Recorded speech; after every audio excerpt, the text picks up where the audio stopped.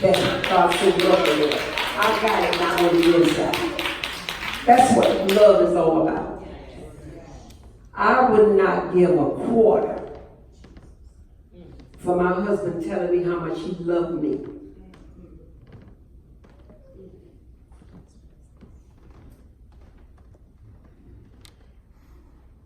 And don't bring a food in the house. Okay. I hear you. I hear you. He loved me. And he can afford to pay the rent.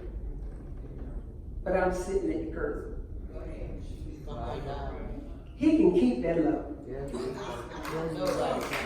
I don't need that kind of love. Love is giving. Love is sharing.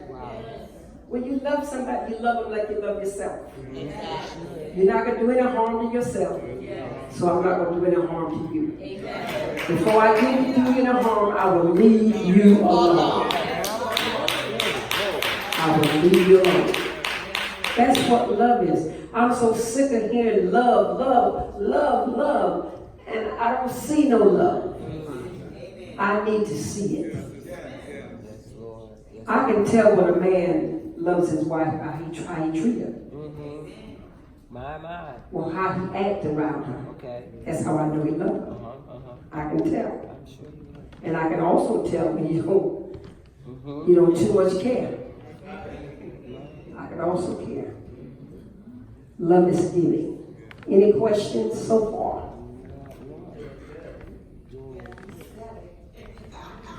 Any questions on what I've taught? You teaching real well.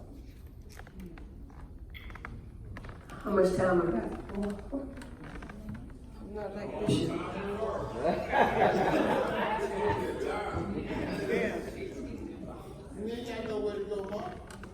So what? I want you to go somewhere. That's not the problem. The problem is I want you to go somewhere. But that's what love is all about. Love is sharing. Yes, it is. Love is giving.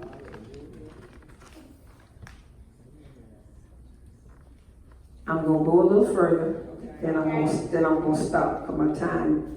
I got too much time left.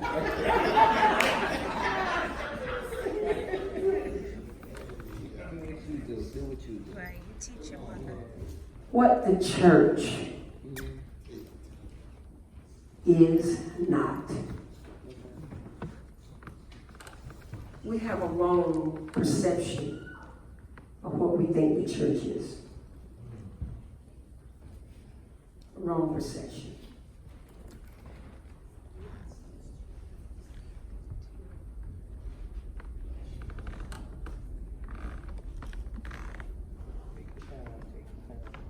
I'm going to ask this question, and I'm going to ask to somebody that I don't know the answer. And then I'll go further. Brother Edwards has been coming to Highway for a couple of years now. All of a sudden, I don't see him. He's missing. He's AWOL.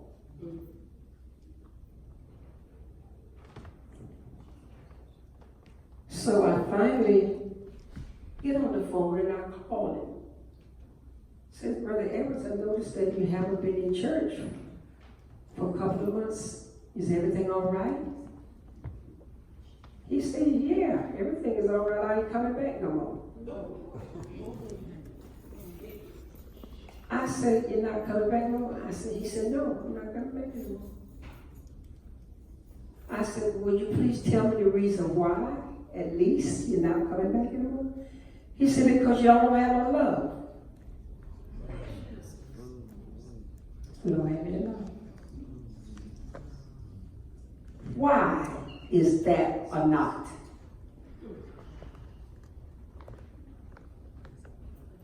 You can tell me. That is not because you didn't come to church to get a lot of church to serve the Lord. Okay, but that's not the answer I wanted. Because God is here. God is love. No, that's not the answer I want. Why Mary? Mary Washington. Somebody would say that he's not coming back to church because there is no love. It's because he's not in a state of the other parishioners that they, in their own group and with their own people, and they're not showing him love. So if he don't see love coming from the people, then he feels there is no love in the church. Okay, that's not the answer I want either. So I'm gonna just give it to you. It's a not because you didn't do what you were supposed to do. You wanted the church to be a mind reader.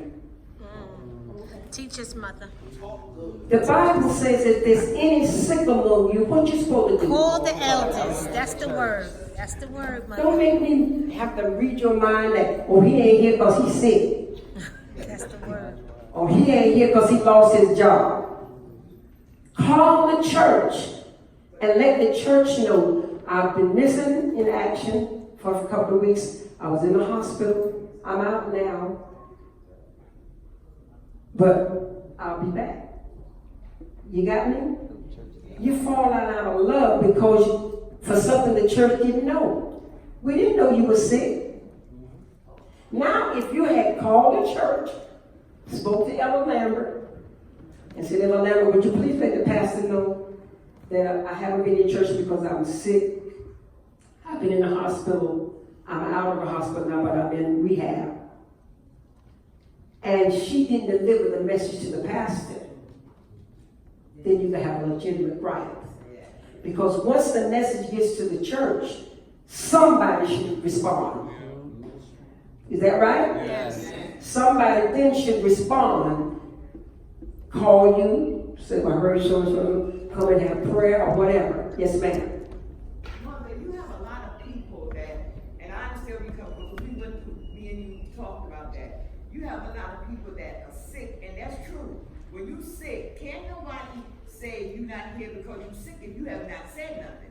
That's sickness, but you asked in love. He said that he wasn't coming back to church for love. Now that's on him. Right. That's not because the church didn't come together and find out.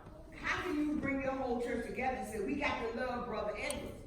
Because everybody ain't gonna do that. We can't do that. But if you sick, then that's the instance when you're supposed to, me, if I'm sick, I said, Mother or Elder Lambert, I'm out sick, could you please let the church know I'm not here and all?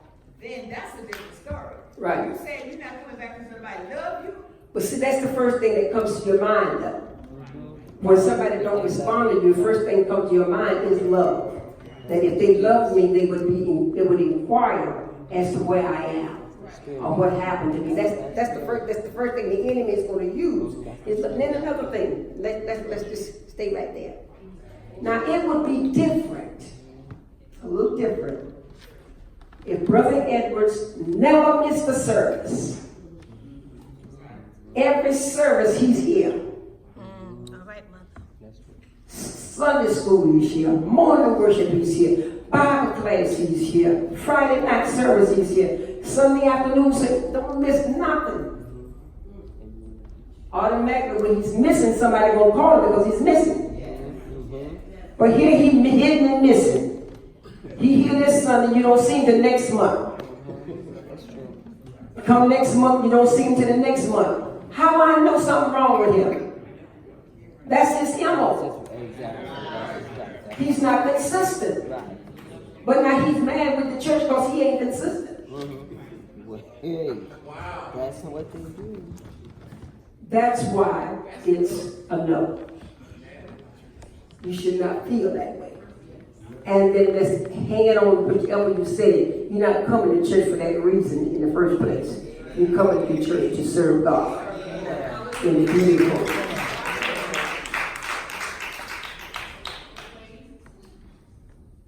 How many of you tonight feel like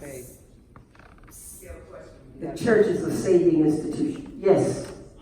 Could it also be, as young Christians, Yeah. could it also be a lot of times as young Christians or just coming into Christ, there's a level of maturity, and a lot of times you feel, the older, the more seasoned saints, because they're more mature, you misinterpret it as, they don't have any love, or they have their cliques. But a lot of times it just comes to, if you, like you said, if you become more a part of the congregation and as you grow in grace, you become more mature, and then you see things differently. So a lot of times when you're young in Christ, you're tender, you're sensitive. Yes. But the more you mature in Christ, then you say, okay, maybe it was, like you said, maybe it's me. So sometimes it's our level of maturity also. Just one question. It's important to become involved. Not just come to just come, but be involved, Candace.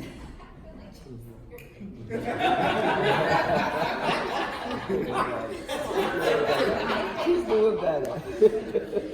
I must say you're doing better. Be involved. That way, if you're involved, then you notice right away when you're missing. But when you're not involved in it, and you just come and go, then you're not missing. But say you was a choir member, and you was in the soprano section. And when you're not there, with that soprano voice is missing. So naturally, a choir member is going to call you and say, you wasn't in choir rehearsal this week, so and so and so. But if you're not involved in anything, there's nothing to make them want to call you to find out what happened. Because many times they don't even know who you are. You're just a face. Got me? I just knew you in the last month, 2. I knew the name, but I didn't know the face. I got you now. I got you now. So it's important to be involved. It's important to be involved. And I just don't let people just come and sit, and I don't try to intermingle with you. I try to see what you're about and blah, blah, blah, blah, have a conversation. I try to be friendly, as friendly as I know how to be, without it being looked upon as being phony. I love people, and I like for people to like me. But I realize everybody's not going to like me, because you really have to be saved to like me.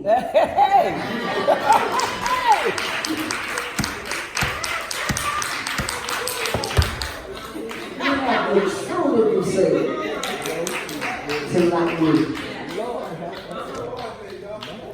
Because you don't never know what's going to come out of my face. That's all right. I don't need an amen chord. But above all you do, be real. If you be real with yourself, you'll be real with other people. If you're not real with yourself, you're not going to be real with me. Let's be real with one another. We have another individual in here tonight that is a real individual. And you have to be saved to the bone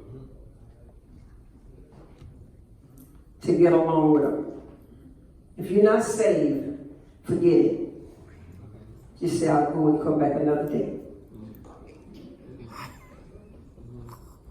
My Lord. I have in this world 3 children, 2 boys and a girl. My 2 boys are here tonight. One boy, the youngest, is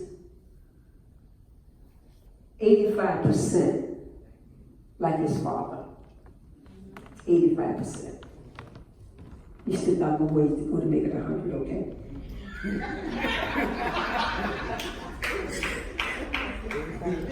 And the oldest one is 95% me. You don't have to wonder about it. Don't wonder. If you don't want to know the truth, don't ask it.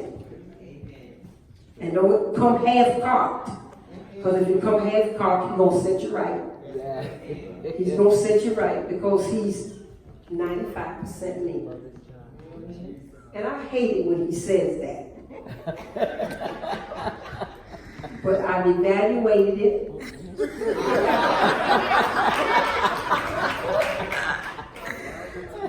And it seems to be true.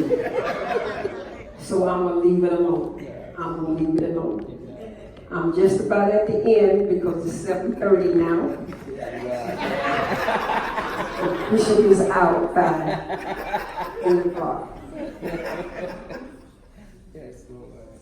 The church is not a saving institution, but it's rather a safeguard of the soul.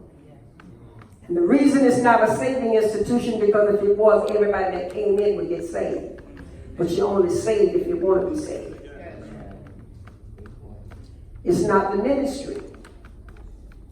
Because every one of us has an ego. And the pastor has to always deal with our egos. Depending upon what it is today or what it is the next week, he has to deal with it. So he has to keep us straight. So it's not the ministry. And it's not an ark of safety. I thought when I first got saved, all my troubles are over because I'm in the church now, all my troubles. That's when your troubles begin. When you come to the Lord, that's when all your troubles come. See, like every demon out of hell comes up and get on your track when you say, I'm going to serve the Lord. But in case you didn't know it, I said earlier, when I first got saved in 1959, everything was a sin. I found out years later that it's not true. Everything is not a sin. God has to always be first in your life. First in everything. The first thing you do in the morning is, Lord, I thank you for watching over me all day long. The last thing you do at night, Lord, thank you for watching over me all day long. First thing you do when you get to the job, thank you, Lord, for traveling mercy. You should have to be first. Then every one of us need a social life. We need a social life. Last Friday was the last Friday night. Last Friday night we went to see the Yankees and they lost. They lost. I told Brother Edward we should have went Saturday because they won Saturday and they won Sunday. Oh wow. Okay. But they lost Friday. They won last night with the Red Sox. That's the game we should have been to. That game, but we didn't get tickets for that one. Okay. And then there got to be some economic. Everybody needs some money. It's a necessary evil. We don't do anything. We don't sell drugs. We don't prostitute, but you have to have some money. And you have to get it legally. And then there must be some recreation in your life. A few weeks ago, we went to Tomahawk Lake with the church in Patterson. It was a wonderful outing. You that didn't go, you missed it. It was wonderful.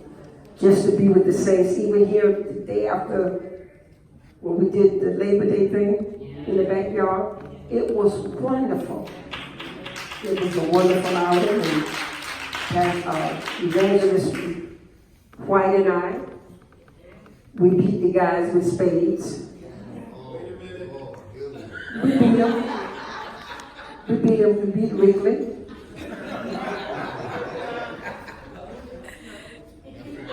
You don't know people until you socialize with them. I don't know you sitting up in this church because everybody is on their best behavior. But what about when they're in the church? How do you act when you get socially? How do you act? Do you still act same when somebody step on your toe? I'd like to know. There must be some recreation. And if you have left those 4 components, 9 times out of 10 you will never backslide because you're balanced. You only backslide when you're not balanced. You must be balanced. I'm not going to hold you any longer. I hope y'all got something.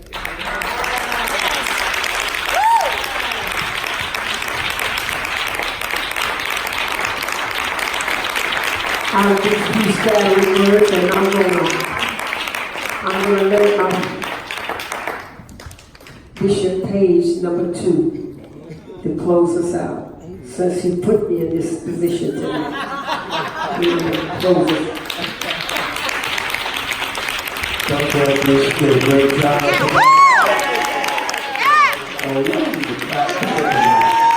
Didn't she do a marvelous job?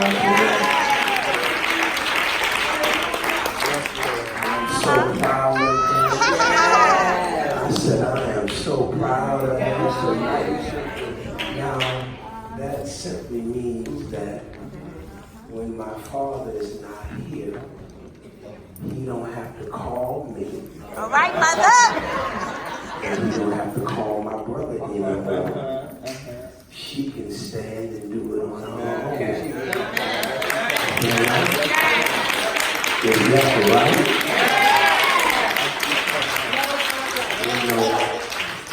But I'll say this, it is rather sad though, when people have hurt you to the core, to that degree that you lose your confidence in doing what God has called you to do. She's a great preacher, she's a great teacher, she's a great leader. Is that right?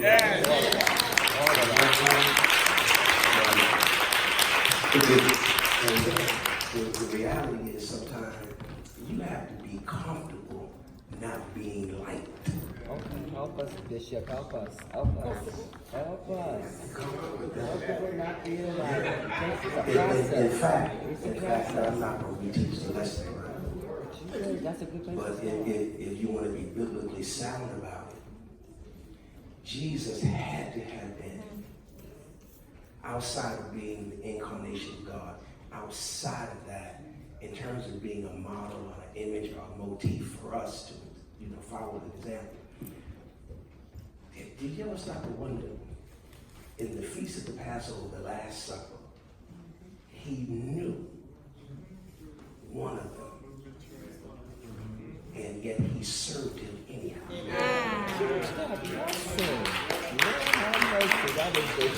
I know you're going to do me wrong. Yes. But I'm so comfortable in what I've been called to do. Mishandled me, but I'll still do ministry. Like, get your offerings. Get your offerings today.